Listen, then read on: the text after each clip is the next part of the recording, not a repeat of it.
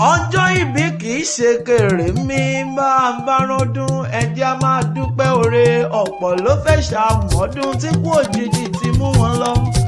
Wilson Janet Temitope Àríkẹ́ mọ̀ ń gbóhùn ẹnu mi kó mọ̀ dúpẹ́ oore ni.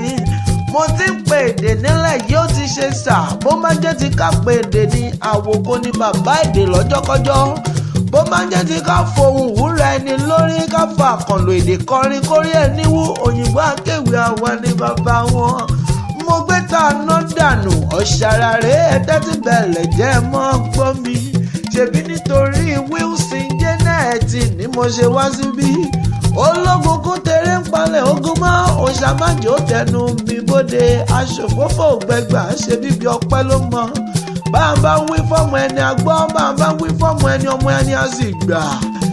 Lódì fáfá wo tí ò gbá wo nígbọ̀n wọ́ pẹ̀rẹ̀gẹ̀dẹ̀ àwọn afọ́ àwọn sì ya pẹ̀rẹ̀gẹ̀dẹ̀. Bẹ́ẹ̀ ríru wọn ní kùtùkùtù òwúrọ̀ wọn agáṣọ mọ́yà mọ̀ ń gbé. Láì ṣe nǹkan kan lọ́dẹ̀ ẹ tí wọn ó dilé ikú ṣòro tí wọ́n ti sọ̀rọ̀ àdìsá alágbe. Wọ́n fi tiwọn sílẹ̀ wọ́n sì mú tọmọ ẹlòmíràn rán wọn ṣàìrántí pé kálukú ló ní tiẹ̀ lára níbi tó gbé ń ran tẹni tó dé la rí a ò mọ tẹni tó ń bọ̀. Kékeré ní ti ń bá wọn lọ bẹ́ẹ̀ rírú ọmọ wọn wọ́n ṣe tí pélébé bí ìgbà yan súyà wọ́n ṣẹnu bẹlẹ́gọ bí akọ́rọ̀ kòkó ẹgbẹ́ òkiri létí wọ́n ń gbé etí fèrèsé ni wọ́n yọ kẹ́lẹ́ fi sábà. Wọ́n fọ̀rọ̀ burúkú délé onílérú wọ́n fi ìwà pàlàpàlà bara wọn lórúkọ jẹ́. Wọ́n wá tẹ́bí tọ́ngànràn tó fọ́ ní gbàgede ìnáwó aṣọ yìí wọ́n sì ya bí àwọ̀ bàtà tó ya lójú ọba. Ẹ jẹ́ lọ yípadà kẹ́ ẹ tọwọ́ ọmọ yín bá ṣọ kẹ́ ẹ bá kọ̀ sí tọ́kẹ́ yípadà sí rere ṣe aṣòfófó gbẹgbà á ṣe bíbí ọpẹ́ ló mọ. Kékeré ni mọ̀lẹ́ ti ń kọ̀mọ́ ẹ láṣọ bó má dàgbà tán kò ní ṣàjèjì ara. Kékeré la ti ń pẹ̀ka àrókò bó má dàgbà tán kó má bàa má gbọgbẹ́ lọ́wọ́ ẹni. Àbọ̀rọ̀ là ń sọ fọ́mọlúàbí bó bá dàgbẹ̀dú olúwa rẹ̀ á sì dodindi. Ló mú mi yàmàrà délé ọlọ́rọ̀ mi ò ẹni bí ẹni èèyàn bí èèyàn.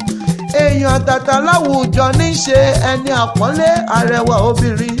Bá a bá porí akọni àti dalálẹ̀ gàràgà. Janet Temitope ọmọ Wilson ká má dènà pẹ̀lú arẹwà obìnrin ni tó ti léèrè jáde. Ẹni yìí ní bàbá tó bí ẹni àpọ́nlé ní yèyé tó bí lọ́mọ láàrin àwọn ẹni bí ẹni èèyàn bí èèyàn. Nídìílé Wilson onígbàgbọ́ pọ́nbélé ni wọ́n ọmọlẹ́yìn Kristi aṣòdodo. Bí wọ́n bá ń wọ́ ọmọbìnrin tó ṣe fi ṣáyà tó níwà tútù bí àdàbà tó sì bẹ̀rù Ọlọ́run sámarelé Wilson. Gbogbo àgbàlá àwọn pátápátá ẹwà àtìwà lóyìnwó káàkiri àpẹẹrẹ àkọ́kọ́ ní Temitope ọmọ Wilson. Arẹwà obìnrin àrímá lè lọ àwòmá lè mójú kúrò. Ẹni àwọn ọkùnrin pàdé lọ́nà tí wọ́n kọlura wọn kìtìkìtì bára wọn jà torí ẹni tí ó fẹ́. Oníwà tútù bí àdàbà ọlọ́kàn yíyọ arẹwà obìnrin tó bẹ̀rù Olúwa. Arìnbẹ̀rẹ̀ bí ẹni ẹgbẹ́ndùn àtúnṣapá gẹ́gẹ́ fi ṣakọ sáwọn bọ́ìsì. Ìránṣẹ́ Ọlọ́run alààyè Pastor David Wilson ní bàbá tó bí lọ́mọ. Prophetess Wilson Adépọ̀jù ní yeye tó bí lọ́mọ. Àríkẹ́ ò jẹ́ ń tara ṣàṣàdélé bàbá tó bí ọlọ́mọ. Ṣebí wọ́n lọ́mọ Ondo ẹ̀gìn ọmọ Awórin túnrin rọ. Ejínigbé nìyí ará ìlágbẹ̀dẹ ọmọ àrẹ ìjàjà Ògùn jàjàjàjà Ondo tẹgbẹ́ yìí ó jàjà mọ́. Ọ̀jàjà lè fi ọmọ pé ìfòdọ̀là Ondo gbọ́dọ̀ jẹ́wé rán wọn ó sì gbọ́dọ̀ wá gbòǹgbò ibẹ̀.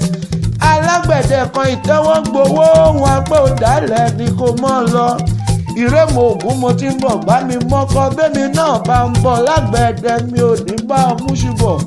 Ọmọ arówólówó ijó tálágbẹ̀dẹ ò bá rówó mọ́ tọkọ́ tàdá ni ó mọ rò lóko jàre.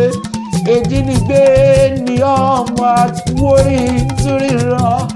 Janet Wilson yèyé tó bí ọlọ́mọ lọ́mọ wọn lábẹ́ Olúmọ ọmọ òṣèlẹ̀kùn palẹ̀kùndé àrídìí odò lójú ogun. Ọmọ àjọgbẹ̀rú o mọ̀mọ́ jọgbẹ̀kọ torí ẹrú ní sí ní ẹ̀kọ́ kìí sí ènìyàn. Janet mọ́ gbóhùn ẹnu mi oní ọjọ́ ìbí rẹ̀. mo mọ́rọ́gbó gbẹnu ire kó gbọ́ bí olúgbógbó ti rí gbó.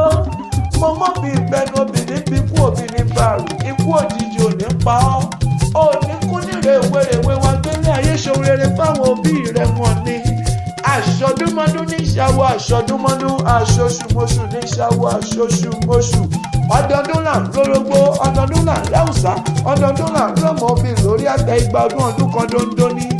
Òní wówó kó tó rówó, òní wọ̀là kó tó rówó mú jẹ ìmálà níta kọ́mọ ẹranko tó tà. Orí ìrè àbọ̀kọ́ ni ó máa ń jẹ́ ibi ìrè àbọ̀lá tó fi rè wàlẹ̀ àṣà. Níbi gbogbo olórígun mẹ́rẹ̀ẹ̀rin àgbáyé tó bá dé wọn máa pawọ́pọ̀ ṣe ọ́ lóore ní tilétilé tẹ̀bí tara ire lójú ọwá rí. Ire lójú ọbọ̀ fún rí ire ló mọ rí ní gbogbo ọjọ́ ayé rẹ̀ jàre. Ọmọ Wilson máa gbóhùn ẹnu mi. Bí wọ́n bá fi ẹlẹ́rìí wípé ta ló kéwì yìí sí ọ létí kó sọ fún wọn. Èmi lòyìnbó akéwì agbẹ̀dù ọ̀rọ̀. Ọ̀rọ̀ ń bẹ nílé, ọ̀rọ̀ ń bẹ nínú, ọ̀rọ̀ ń bẹ nígbàgede tó bá ti ká ní mọ́ ní sísọ ni. Èmi lòyìnbó olóhùn àrò, mo fohùn mi káwọn mọ́kànnà ìbànújẹ́ kí àwọn fọ́nká gbàgbà tí mo dé gbàgede òtítọ́ ogun àjàyè ni mo jà. Èmi lọmọ adé alóyè, ọmọ arílẹ̀ mọ́ba sí, ọmọ ìràwọ̀ ẹ̀sùn gbàjẹ́ oògùn òkè alẹ́lẹ́ omi. Òrìjọyọ̀ ọmọ òrábìnrin wọ́dọ̀, ọmọ amólú akábí ṣẹbọ. Èmi lògùn tó ìbò Benedict-O Olútọ́lá, ọmọ wọn nílẹ̀ Kákọ̀.